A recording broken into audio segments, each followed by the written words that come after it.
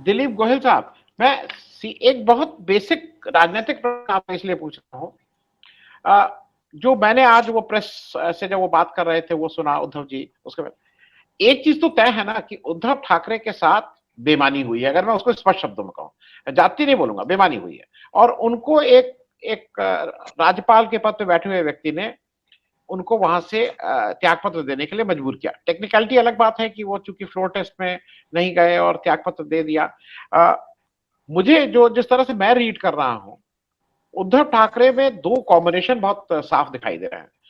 एक तरफ वो बाला साहब ठाकरे की जो आक्रामकता थी और जो एग्रेसिव था वो भी है, और दूसरी तरफ वो जो गठबंधन की राजनीति को जिस तरह से हैंडल किया जाता है वो वाला एक जो कार्यकुशलता कह लीजिए या जो आर्टिस्ट्री कह लीजिए, वो उसका बैलेंस उनमें बहुत साफ दिखाई दे रहा है।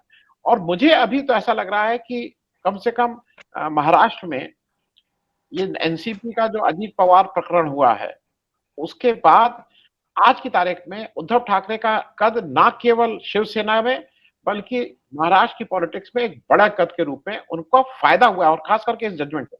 दिलीप जी, आप इस जजमेंट को कैसे देख रहे हैं, क्योंकि 2024 के मद्देनजर हम ये सारी चर्चा कर रहे हैं।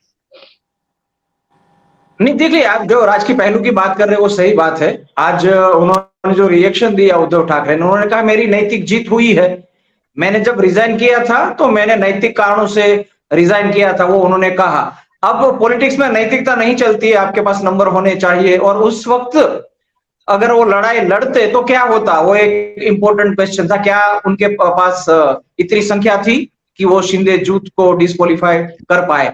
लेकिन वो बात अब चली गई है। अब बात नैतिकता का मुद्दा जो उन्होंने लिया है, लगता है मुझे कि वो नैतिकता का मुद्दा है, आज उसके पक्ष में गया है।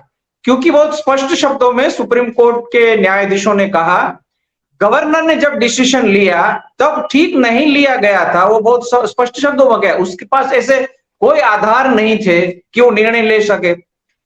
पत्रकार चर्चा करे, मीडिया में चर्चा हो कि शिवसेना में स्प्लिट हो रही है, ये बातें अलग है। राज्यपाल जैसे बंधारणीय संवैधानिक पद पर जो बैठे हैं व्यक्ति, उनको जब कोई डिसीजन लेना है तो उनके पास मीडिया रिपोर्ट्स नहीं, क्या बातें चल रही है पॉलिटिकल सर्कल में, वो नहीं।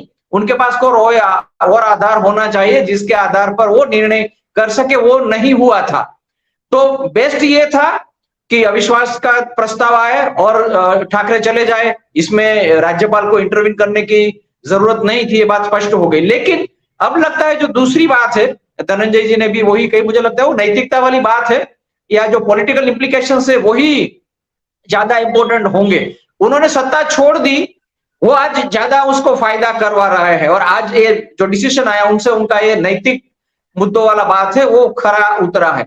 हाल के दिनों में जो चर्चा हमने देखी कि शिंदे के साथ बीजेपी को मजा नहीं आ रहा, वो उनको चेंज करना चाहते, या तो फिर वो शिंदे का भी विकल्प ढूंढ रहे हैं।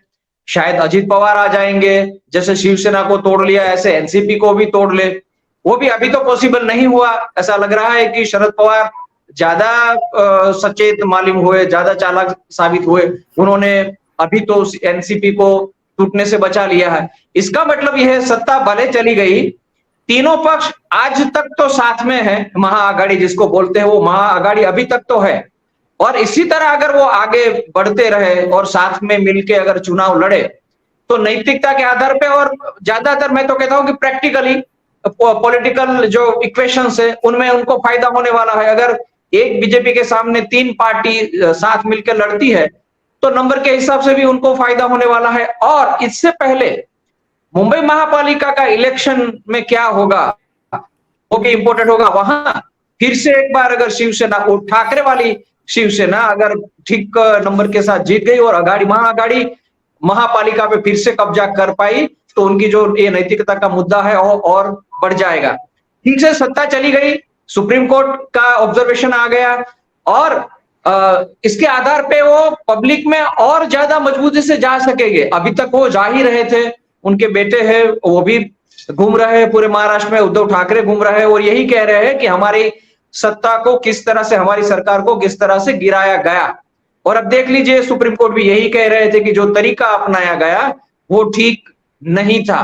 तो सत्ता चाहे चली गई, लेकिन मुझे लगता है उद्धव ठाकरे को, उनके साथ जो शिवसेना है वो जुट को, और महाआघाड़ी ऐसे ही आगे बढ़ती रही, आगे कुछ नहीं हुआ और महाआघाड़ी अगले इलेक्शन तक एक बन के रही, तो मुझे लगता है इसका बड़ा फायदा चुनाव में भी हो सकता है। मैं थोड़ा दिल्ली Yes. पे, दिलीप गोयल साहब आपके पास इसलिए आ रहा हूं कि अभी देश में क्या हो गया कि कहीं भी कुछ होता है उसका एक गुजरात कनेक्शन जरूर होता है, एवरीथिंग। आप कुछ उठा के देख लीजिए, उसका एक गुजरात मॉडल, गुजरात कनेक्शन। वो उत्तर प्रदेश में हमारे एक राय साहब गिरफ्तार हो रहे हैं, कौन, शेरपुरिया, बिजनेस करते हैं वो हैं गुजरात में, लोन लेते हैं गुजरात में, वो दिवालिया होते हैं गुजरात में। तो ये गुजरात कनेक्शन है। उसी संबंध में मैं ये पूछ रहा हूं, दिल्ली की सरकार को भी आज एक बड़ी राहत मिली है जब दिल्ली एक गुजरात से एक पोसे हुए, गुजरात में उनको बढ़ाया हुआ एक साहब को एलजी बना के भेजा गया दिल्ली में। और आज सुप्रीम कोर्ट ने फिर बहुत स्पष्ट किया है कि भाई इलेक्टेड गवर्नमेंट आपसे ऊपर रहेगी, आपको ये नहीं आप आ गए हैं और आपका ये है कि आप कैसे चलाएंगे और कैसे हाकेंगे।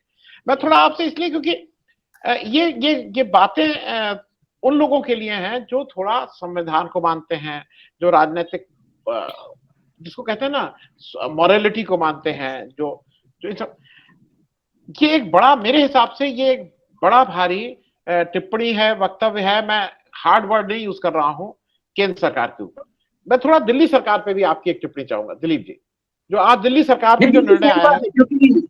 जी जी जी, यही जैसे कहा, यह भी कह सकते कि मॉरल विक्ट्री दिल्ली सरकार की हुई। वो भी वही कह रहे थे कि आप हमें पूर्ण राज्य का दर्जा दे न दे, हमको तो लोगों ने जिताया है, लोगों ने हमें यहाँ बिठाया है, उनके लिए हमें काम करना है, लेकिन हम क्या काम करें, कैसे करें, किस तरह से करें, कितना करें, कितना ना करें, उस सब बात के लिए अगर हमें एलजी को पूछना हो तो फिर इस तरह की सरकार का मतलब क्या रहा।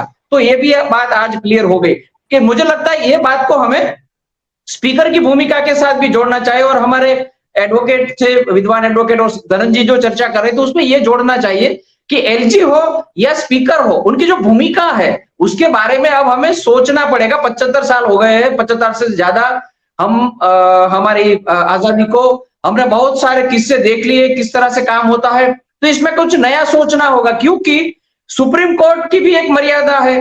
वो कहेंगे कि स्पीकर के निर्णय को हम रोकेंगे नहीं, या तो स्पीकर को हम कोई आदेश नहीं देंगे, वो एक कोई अपना निर्णय ले लेते हैं, उसके बाद वो ठीक है, संविधान के तौर पे है, उसमें कुछ गलत हुआ है या नहीं हुआ है वो बाद में हम देखेंगे, लेकिन तब तक तो कुछ मामला हो जाता है। ये महाराष्ट्र में यही हुआ, एक सरकार चली गई, नई सरकार आ गई, अब वही रहेगी नई सरकार। अरुणाचल प्रदेश में ये नहीं हुआ, अरुणाचल प्रदेश में स्पीकर के सामने भी अविश्वास की बात हो रही थी, तब उन्होंने बाकी एमएलए को गैर लायक कर दिया। तब सुप्रीम ने कहा कि जब आपके सामने एक ऑलरेडी पिटीशन है, आपके सामने अविश्वास है, तो आप निर्णय नहीं ले सकते, तो वहां सरकार है वो रीइंस्टॉल हो गई या नहीं हो पाई। अब एक और उदाहरण से देखें, स्पीकर के सामने दो रेजिग्नेशन आते हैं, एक एमएलए है जो अपनी खुद की पार्टी का, अपनी पार्टी मतलब जो सत्ता में बैठे हैं उनका एमएलए है, एक एमएलए है ऑपोजिशन पार्टी से। अब दोनों के रेजिग्नेशन को स्वीकार करके उसको फाइल पे लगाने का काम स्पीकर को करना है। अब वो देखेंगे क्या करना है, वो ऐसा कर सकते हैं कि अगर अपनी पार्टी या तो जो सत्ताधारी पार्टी है उनके एमएलए को नहीं छोड़ना है, उनको व्हीप देना है, तो उनके रेजिग्नेशन पे वो निर्णय नहीं लेंगे। वो कह रहा है मुझे जाना है, एमएलए कह रहा है मैं रिजाइन कर रहा हूं, मुझे नहीं रहना है, स्पीकर कहता है अभी मेरे पास टाइम नहीं है, मैं सोचूंगा, आप कल आ जाइए, परसों आ जाइए। और अगर ऑपोजिशन में से कोई आता है, वो रिजाइन करता है, तो आधी रात को स्पीकर दौड़ के आते हैं, दूर होते वहां से दौड़ के आते, स्वीकार कर लेते। गुजरात में हमने देखा, कोई एक एमएलए आ गया आधी रात को भी स्पीकर अवेलेबल हो गए, उनका रेजिग्नेशन स्वीकार हो गया। अब ये अधिकार स्पीकर का है, कब करना है, कैसे करना है। तो अब हम क्या करें, कब करना है, कितने घंटे में करना है, कितने दिनों में करना है, वो कैसे डिसाइड करें। सुप्रीम कोर्ट भी ये कहेगा आपको रिजनेबल टाइम में करना होगा। अब रिजनेबल टाइम का मतलब क्या करेंगे, 6 घंटे करेंगे, 1 वर्किंग डे करेंगे, 1 वीक करेंगे, तो ये मामला वहां जाके फंस जाता है।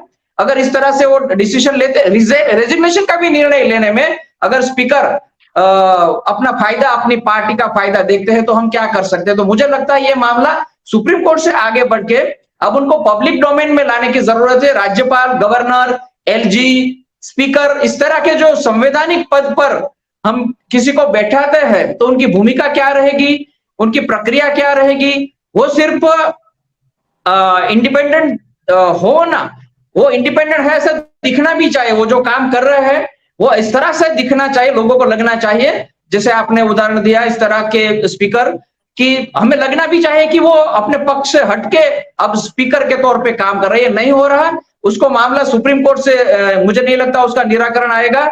उनके लिए हमें पब्लिक ओपिनियन खड़ा करना होगा और पार्टियों को मजबूर करना होगा कि संविधान में अगर जरूरत है तो उसमें चेंजेस करें, और इस तरह के जो भी संवैधानिक पद है उस पे बैठे हुए लोग कैसे काम करें, उनकी ये कुछ तय करना होगा। और राज्यपाल के पद की क्या हमें जरूरत है, वो भी सोचने की जरूरत, क्या जरूरत है।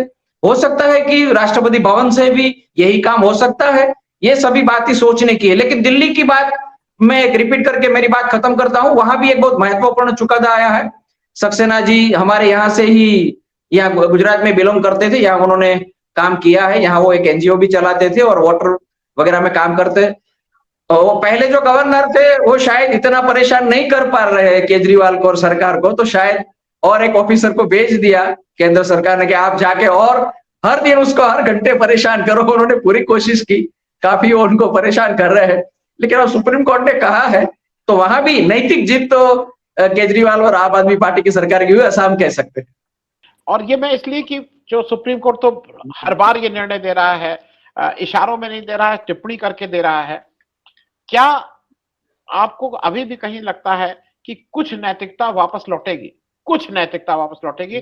अगर मैं फिर स्पष्ट कह रहा हूं, अगर कर्नाटक का चुनाव बीजेपी हारती है, कर्नाटक के इलेक्शन से तो शायद नहीं होगा, लेकिन कोई ऐसा इलेक्शन, या तो लोकसभा के आने वाले इलेक्शन में शायद लोग असली मुद्दों पे मतदान कर दे, वोटिंग कर दे, और हमें ये रियलाइज हो कि ठीक है एक आध दो इलेक्शन बीच में आएंगे जब बाकी इश्यूज पे लोग डिसीजन लेते हैं, लेकिन फिर वो मुड़ेंगे जो बेसिक्स है, लोगों को रोजगारी मिल रही है नहीं, महंगाई के लिए कुछ किया जा रहा है नहीं, और आरोग्य और स्वास्थ्य के लिए जो प्रायोरिटी होनी चाहिए सरकार वो कर रही है नहीं कर रही। अगर ऐसे मुद्दों पे लोगों ने वोटिंग किया है, अगर ऐसा एस्टेब्लिश होगा तो शायद करेंगे, क्योंकि सभी पार्टियों को जीतना है। अगर लोगों पार्टियों को लगे कि लोग कौन से मुद्दे पे सोच रहे हैं तो शायद करेंगे, तब जाके थोड़ी नैतिकता आएगी।